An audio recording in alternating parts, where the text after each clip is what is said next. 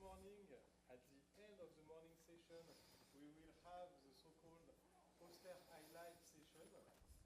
And so far, I received 10 PDF files from 10 persons, but I'm still missing some PDF files of the poster advertisement.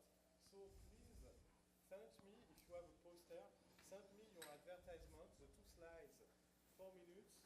Send me them today before 7 o'clock.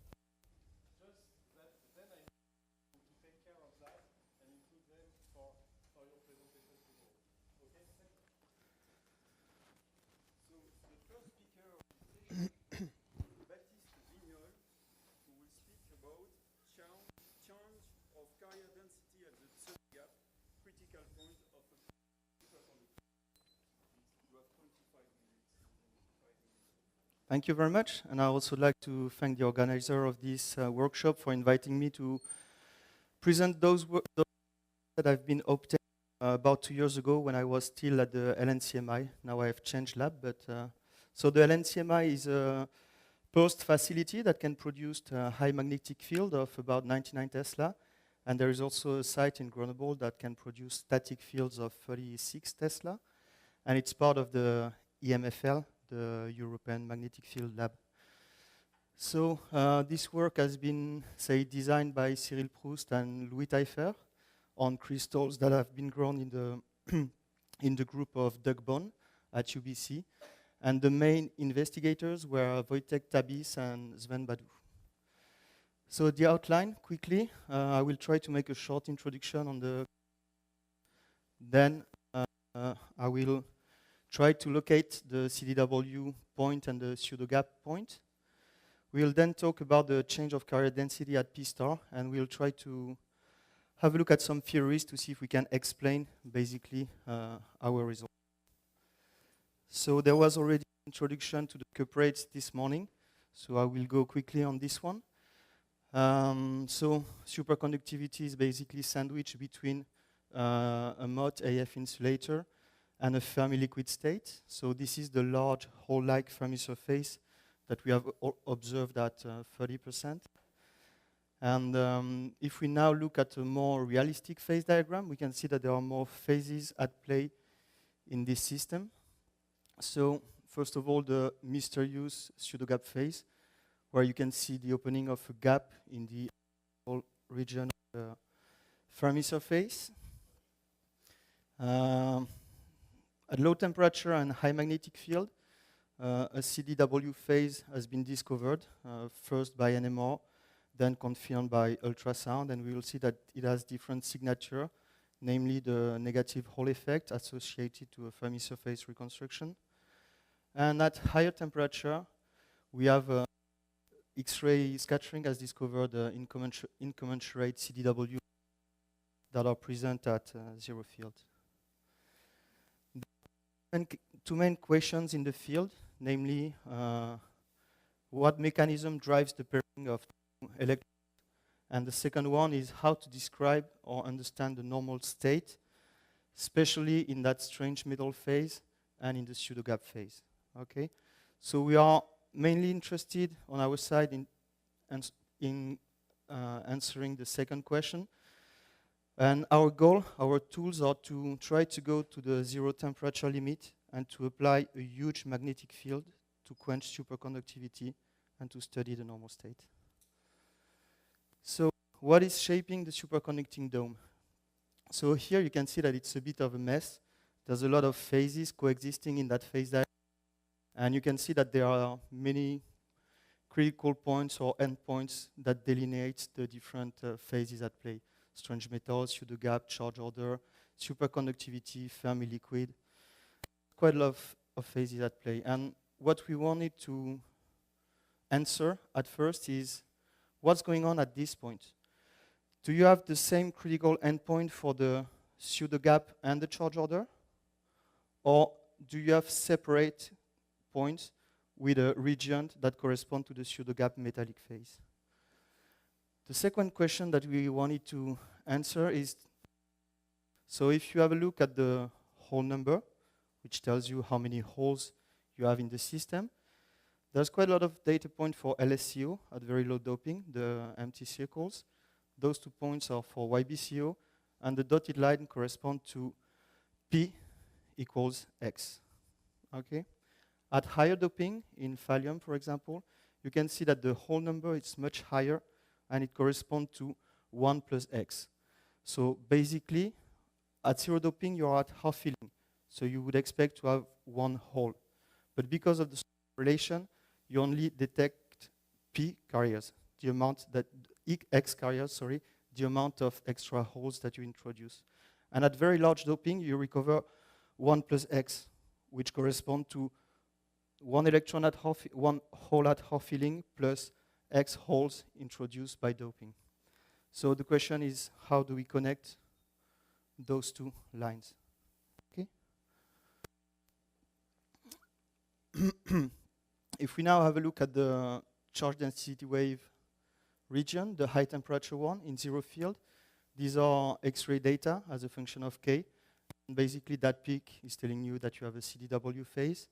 If you take the onset temperature of that peak, you will see that it forms a dome.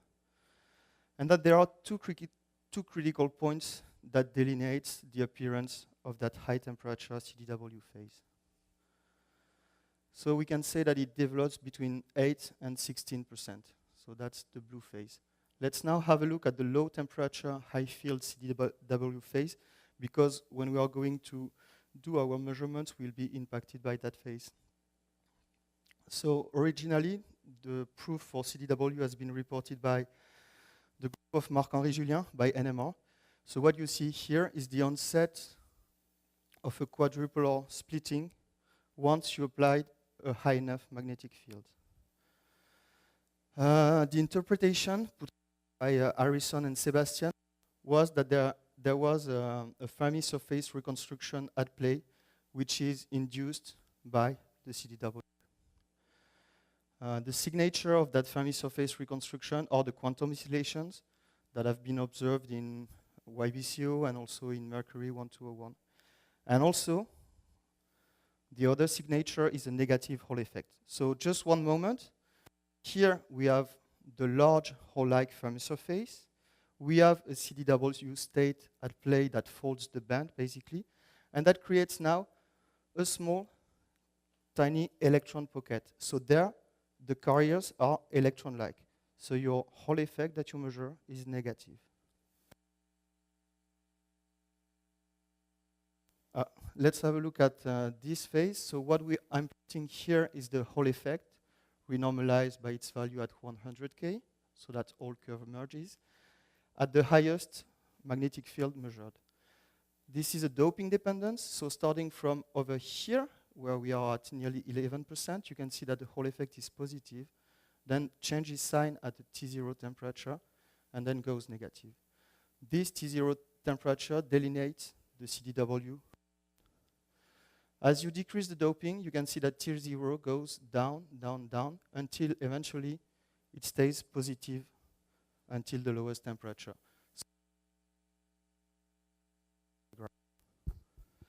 Another way to see the raw data without doing some normalization or whatsoever, so these are just raw data, RH measured at low temperature for 3 different dopings, and you can see that at 12% it's negative, 10% negative, and when you go at 7.8%, it's just strongly positive. So we have been able to map the P1, so that critical region for the CDW. Let's have a look at the higher doping now. Again, the same curves as a function of temperature at the highest measured field. Again, 12% in blue, you can see that you have a nice sign change at T0. And as you increase the doping towards this region, you can see that T0 is shifting down and down.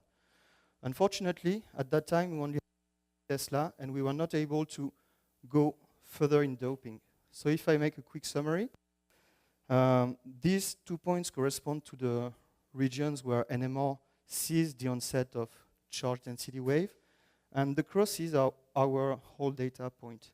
And what we want to do now in this study is to study this region to see where is P2, P CDW, and if that corresponds to P star.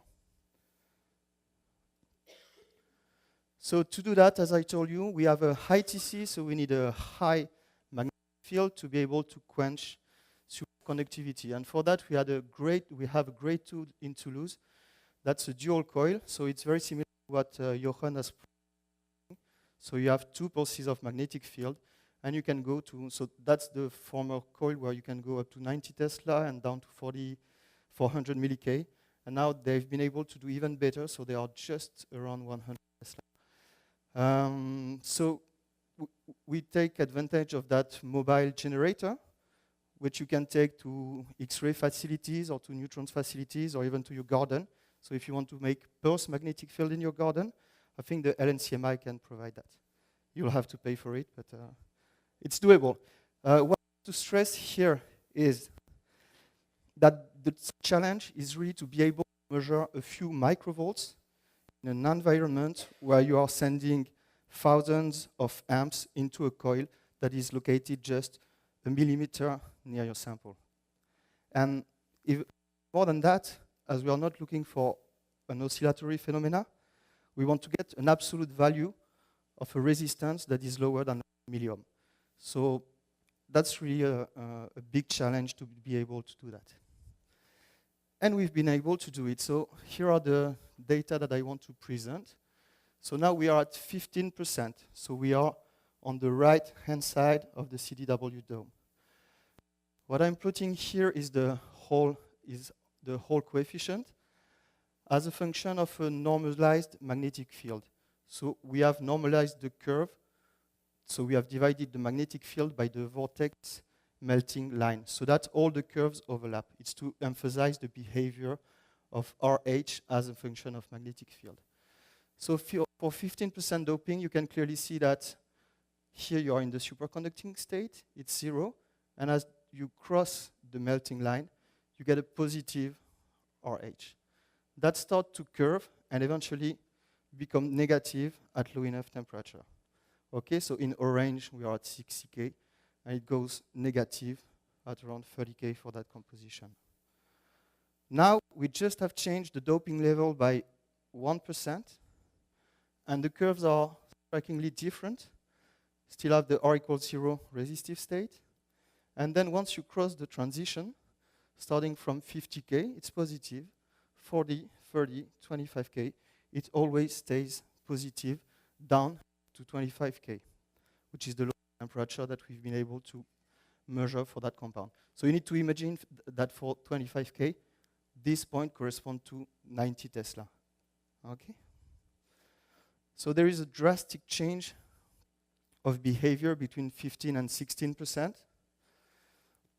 Now, if we plot our H as a function of the temperature at the highest magnetic field that we've been able to measure, we renormalize it by its value at 175K so that the curve merges over here. Okay? So what we do see is that for 12%, as I showed you, so the lines, those lines are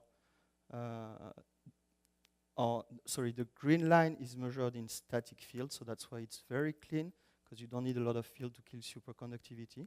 It goes strongly negative. This is Tmax, the temperature where you have a maximum in RH. And as you increase the doping, 13.5, you see that it's shifting to lower temperature. 15% also becomes strongly negative. And then at 16%, you can see that it tends to plateau at the lowest temperature that we've been able to measure. Of course, we don't have any data points here, but it's mainly because we don't have 150 Tesla available at the moment. So now if we plot those Tmax temperature, you can clearly see that it was going down, and it tends to drop very sharply as you approach 16%. Okay?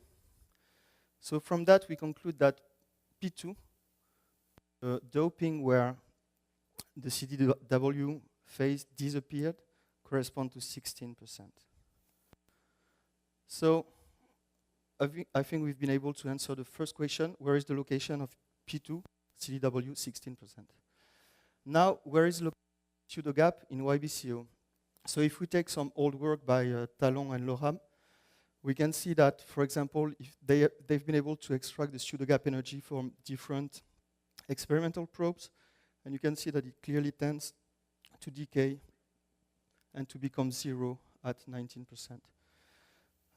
They've also been able to kill superconductivity adding zinc, which is known to suppress superconductivity without affecting the pseudogap.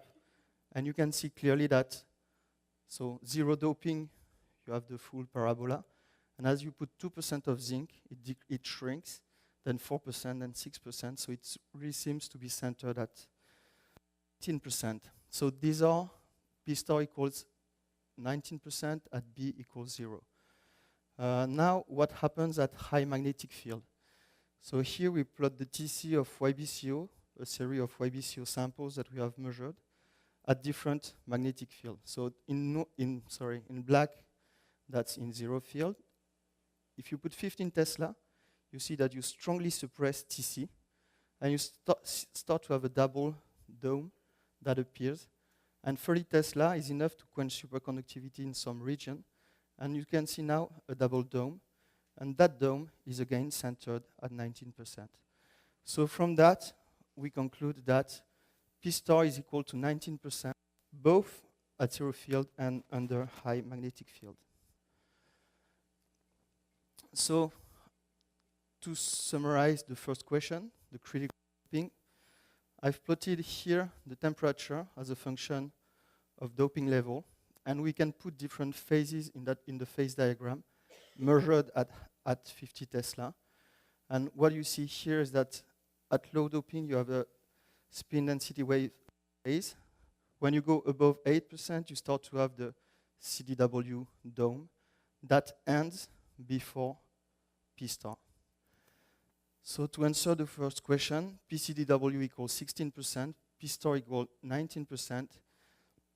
They are different. And the question now is, what's going on over there? It looks like over here, we have the pristine pseudogap phase.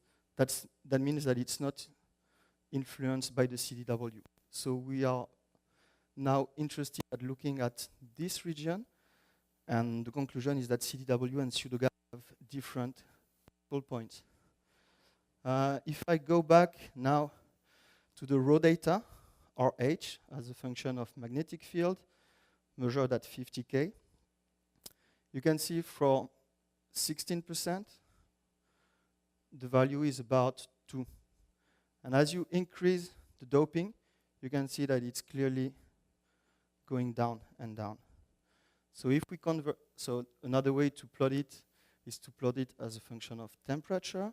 And now you can see that at 16%, again, the value is pretty high. And as you increase the doping, the value goes down and down. And it's interesting to notice that we have a 6-fold increase between 16% and 20.5%. So now if we put all that on a phase diagram, now we are going to plot the whole number, which tells you the amount of carriers that you have in the system. Again, these are the low doping data from LSCO and YBCO. You can see that P is equal to X, the number of holes that you have added in the system. And the system is presumably in a spin density wave state. As you increase further the doping, I didn't put any data point because we are in the CDW phase where the Hall effect is negative. Okay. And the first point that we've been able to put where there is no more CDW corresponds to this one, 16%. And as we increase further the doping, you can see a jump in the whole number. And it reaches, within our uncertainty, the value of 1 plus P, which corresponds to that large hole-like Fermi surface. So on the top, you can see basically a sketch of what we think is happening to the system. Basically, you start to have some small hole pockets at low doping. Then you have the CDW phase that reconstruct this into some small electron pockets. And as you dope further, you recover the full hole-like Fermi surface. And now, can we explain that 6-fold increase? Yes, if you take the ratio of this value, 1 plus p star over p star, you get the factor of 6 that we've been measuring. So the change of carrier density from n equals 1 plus p to p occurs at p star. So just to quickly summarize, as I showed you, pseudogap and CW have different critical points. And when we look at the carrier density, there is a clear drop of the carrier density once you enter the pseudogap phase from the overdoped side. Now, one question is, what's going on over here? The transition is sharp, but not that sharp. It looks like it has a finite width. So we were wondering if that has any significance, any meaning. So shortly after our paper, there's been some theoretical work trying to calculate the number. So the first one was Story, which computed the whole number within two different frameworks. The first one is originally it did that using a Yang-Zhang-Rice ansatz, and the resultant Fermi surface, the spectral way, is shown here. So here you have the whole pocket, and between this doping and this doping, you can see some electron pockets that are starting to appear. It's even more clear if you use an AF model, where you have a pi antiferromagnetic order, and you can see again the whole Fermi surface becoming, you can see progressively some electron pockets that are appearing in the system as you approach p star. So it's quite striking. I'm trying to say that, those doping correspond to what we call the pristine pseudogap state, and I'm telling you that there are electron pockets at the antinode in the pseudogap phase. So I've never been very comfortable with that. But if you look at the results, so these are just very simple. That's the simplest theory that you can think of to try to explain our result. But if you plot the whole number versus doping level, so the theory are in black. These are the black dots. And the experimental points, LSCO, YBCO, are those one. And the new YBCO1 are the red. That's our study. So that matches very well. Now they have compared the Yang-Zhang-Rice ansatz with the AF model. And you can see that basically they are just overlapping each other. So you cannot tell the difference, and there is a good agreement with the experiment. Following that, there's been some work by André-Marie Tremblay, which considered, again, both scenarios, plus also a spiral antiferromagnetic state. Those are the sketch of the Fermi surface. It's very similar to the previous work. But he also computed the Seebeck coefficient. And basically, his conclusion was that you cannot tell the difference when you measure the whole number. But if you were able to measure the Seebeck coefficient at very high field, you should be able to tell the difference between those three models. Okay, so I'm almost done, but I think that the two previous explanations were not very satisfactory. So I learned that Catherine and Corentin and Xavier have developed within their SU2 theory, they have computed the whole number as a function of doping. And it seems that it matches pretty well our results. So I guess that Catherine would say that her theory is more thorough and complete compared to the previous phenomenological theories that I've shown you, because the previous one are not able to explain, say, anything about the cuprates. They are phenomenological, whereas this one can explain some features. Am I right? Okay.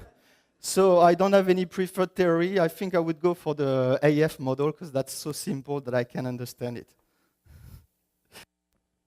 So I guess that I'm maybe a bit too short, but I'm done, so there will be more time for the questions.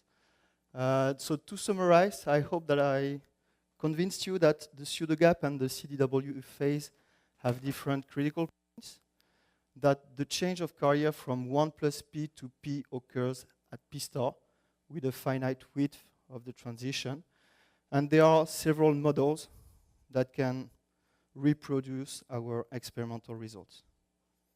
And with that, I'd like to thank you for your attention.